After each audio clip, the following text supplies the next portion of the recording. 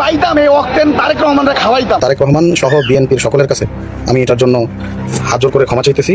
দুদিন আগেও সে ছিল আগুন ছড়া এক বাঘ, কথার আগুনে ঝলসে দিচ্ছিল চারপাশ।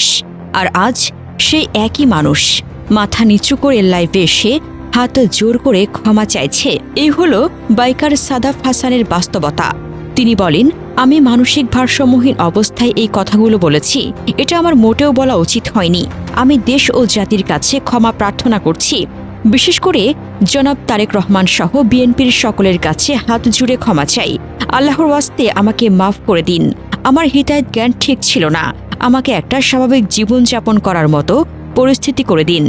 অথচ মাত্র দুদিন আগে সাদাফ হাসান ভিডিওতে যে ভাষা ব্যবহার করেছিলেন তা কোনো সভ্য সমাজে কল্পনাও করা যায় না। তিনি বলেছিলেন, যদি পাইতাম এই অক্টেন তারেক রহমানকে খাওয়াইতাম। শালাপুত, তেলের দাম বাড়াস না কেন?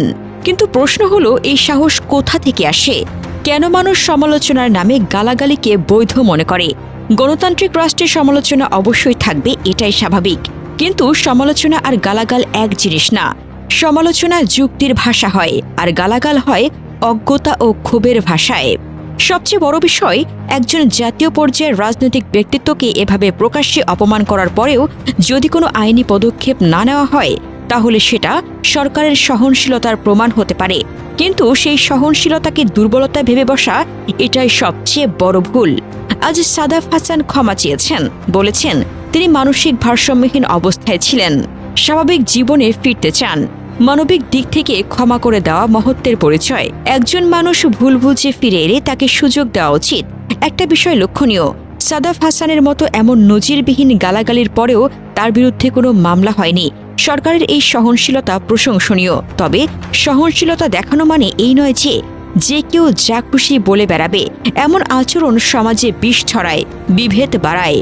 সামনে যদি কেউ তারেক রহমান বা অন্য কোনো রাজনৈতিক নেতাকে এভাবে গালাগাল করে, তাহলে তারেক রহমান নিজে হয়তো কোনো পদক্ষেপ নেবেন না, কিন্তু বিএনপির সাধারণ কর্মী সমর্থকেরা কতজনকে আটকাতে পারবেন? রাজনৈতিক সহনশীলতা দুপক্ষেরই থাকা দরকার। গালাগালির সংস্কৃতি কোনো দল বা ব্যক্তির জন্যই কল্যাণকর নয়। রাজনীতিতে মতভেদ থাকবেই, কিন্তু মতভেদের নামে অশ্লীলতা, গালাগালি ও অমানবিক ভাষা ব্যবহার করলে সমাজ পিছিয়ে যায়। সাদাফ হাসান ক্ষমা চেয়েছেন, তাকে ক্ষমা করা যায়, কিন্তু এমন ঘটনা যেন আর না ঘটে, সেটাই সবার কাম্য। গণতন্ত্রের শালীনতা ও সভ্যতা বজায় রাখা সকলের দায়িত্ব। তবে এই ঘটনা থেকে বড় শিক্ষা হলো, গালাগালির সংস্কৃতি বন্ধ করতে হবে। গণতান্ত্রিক দেশে মত প্রকাশের স্বাধীনতা আছে, কিন্তু সেই স্বাধীনতার অপব্যবহার করে অশ্লীলতা ছড়ানো যাবে না।